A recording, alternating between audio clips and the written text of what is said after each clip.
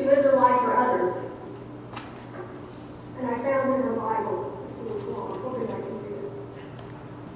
Lord, help me live from day to day in such a self-forgetful way, that even when I kneel to pray, my prayer shall be for others. Others, Lord, yes, others. Let this my motto be. Help me to live for others, that I might live like thee. Help me in all the work I do.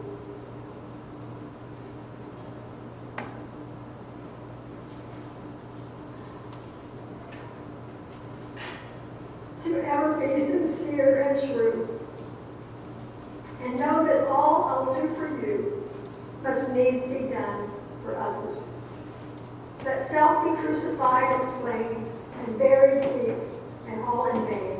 May efforts be to rise again, unless to live for others. And when on earth my work is done, and my new work in heaven is begun, may I forget the crown I've won, while thinking still of others.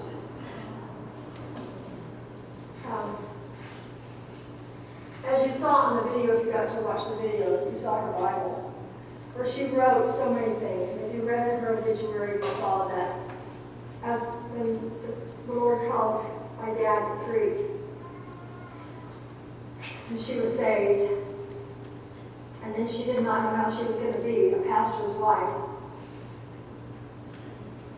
God supplied all of the years what she needed to do that in a loving, caring way.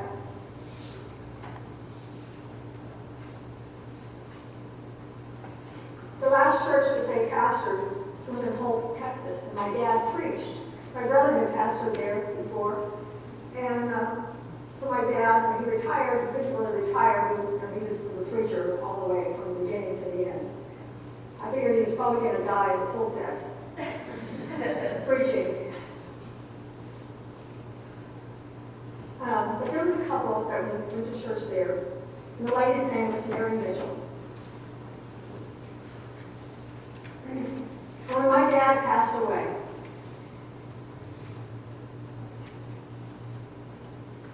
Mary Mitchell made a commitment that every Christmas that she was going to send my mother $50. Sometimes she sent her $50, sometimes she sent her $100. The last time that she sent her money was two years ago. She made that commitment and she kept it. And I found this in one of Mother's Bibles. This was from 2017. And I thought it was so interesting because she's written on here, Mary Mitchell, and here's the $100 that Mary had sent her. And she wrote, Mary said, spend this money, $100 cash on you. God sent it. I'm just the messenger. Love you, Mary Mitchell. That blessed my heart. But for years, Mary kept doing that. Since my dad, 28 years. She passed away every Christmas. And when she couldn't figure out where her mother was, she always called Jackie. That's commitment. That's commitment. She was an extraordinary person. I could stand here for hours and talk about her. We were opposite as night and day. Our personalities were like oil and water.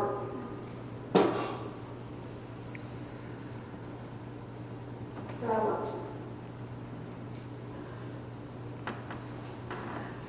her. My dad, before he passed, he asked me, he said, "Will you please take care of your mother?" And I said, "Yes."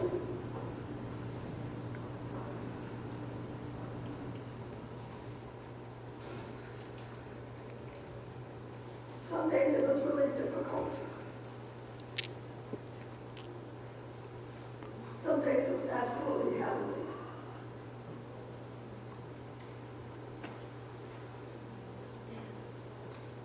In her dementia, she got where she didn't want to leave. She didn't want to go to heaven. And she'd always sang about heaven. She'd always talked about heaven. She'd always prepare all of us that that's where we're going to go when we die. We're going to go to heaven. And I would talk to her about it, and she would say, "I don't want to leave you. I don't want to leave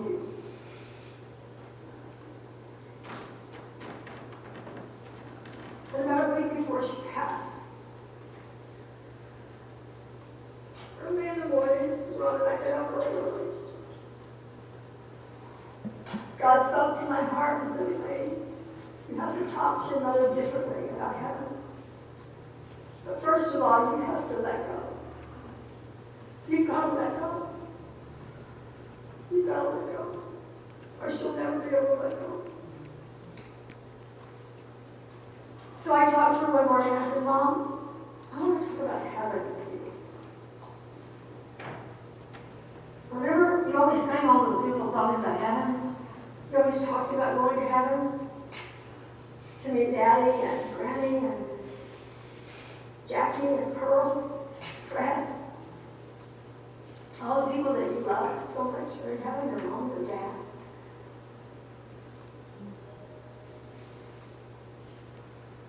I said, "But Mom, remember when I told you when Granny had just was about ready to pass, that you had to go see her and you had to tell her that you would be okay if she went to heaven? Remember, we had a long conversation, Mom, on the telephone.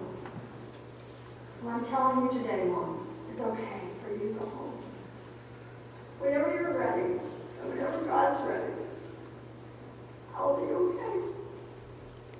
I'll be okay, Mom, just like you were okay when Granny had just passed."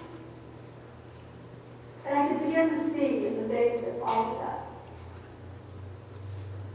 I could see a difference. And we would sing one morning, she sang, "When we all get to heaven, when we all get to heaven."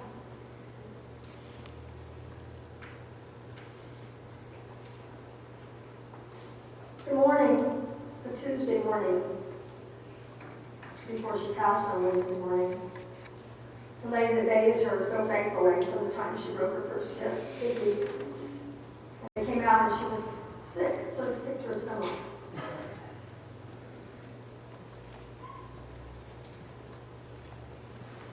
And we went through all this process. I'm not going to go through all of it, but when I finally got her calmed down and I put her in where she sat and looked out the window to watch birds, she was watching Stanley back there mowing our lawn. She said, "They're mowing the lawn." Now, that was a big thing for her. She loved to mow, didn't she? Yeah. Mowing was her thing. She said that's what she talked to Jesus when she mowed. It was so funny when they got her the first lawnmower. It was so funny. And I said, "Yeah, Mom, they're mowing." And she said, "Elaine," she said, "am I going to die?" She never asked me that. She always asked me if she was going to wake up in the morning. But she hadn't asked me if she was going to die. And I said, "Mom, I don't know if you're going to die. I don't know when I'm going to die. I don't know when you're going to die. But you're going to die when God's ready for you to die."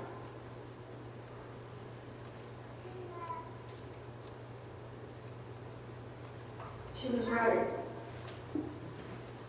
The afternoon of that afternoon, when we had finally revived her and got her back breathing and oxygen level back up to 98, and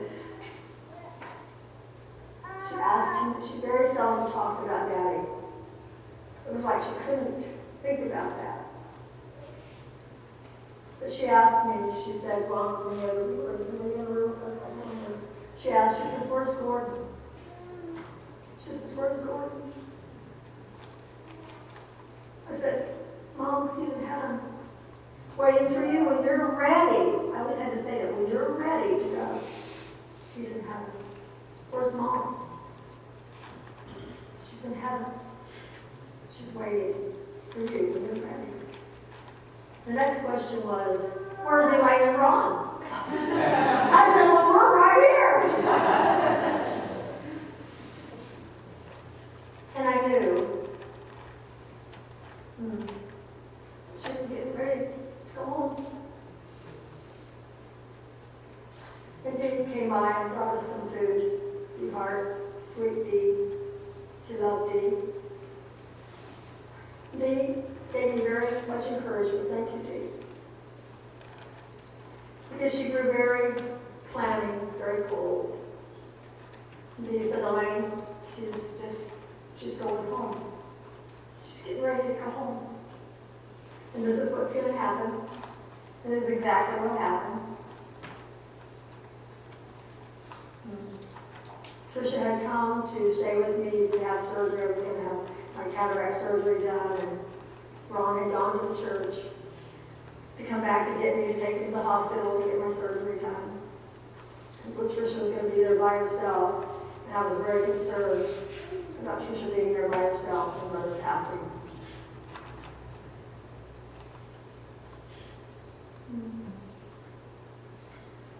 And I walked over and kissed her on her forehead. And that I loved her, and I'd be back. She always worried. Although I knew she didn't believe her, what I was saying.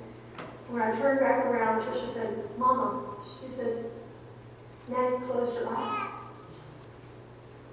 And we both listened to listen, and I patted her on the chest. She had taken a breath right before that. And I patted her, and she took one last breath. Just calmly and smoothly.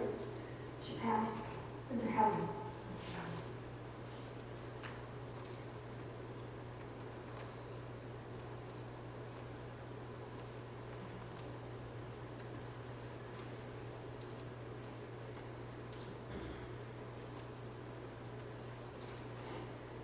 Having someone for 75 years of your life is a long time. Her influence are so huge. She loved people that are in this room. You know, Martin. She always said Prom and Kirby together. She always asked about Nell next. How's Nell next? Have you heard from her? Is she at her brother's house? She always wanted to know if she was with her brother. She loved people. It's a great legacy. And I'm so glad that she has grandchildren that are so outgoing, so loving, so funny, rambunctious. You know, she always loved all the rambunctiousness of everyone. And she loved Christmas. And the last Christmas that we got to spend together was at Joan's home. And she said to us, Joan, before we got there, she said, I want all of us to get along. She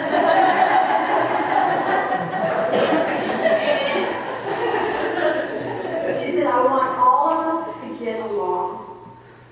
You know, because we have sort of ruffles. You know, we're family, we got ruffles. And it was a beautiful Christmas. We had a lot of fun. We laughed, we played games. She couldn't hardly hear anything, but she laughed with us because we were playing games, and she had a lot of fun. And I'm glad we had that Christmas together, guys. Because she saw us get along, and that's what she wanted.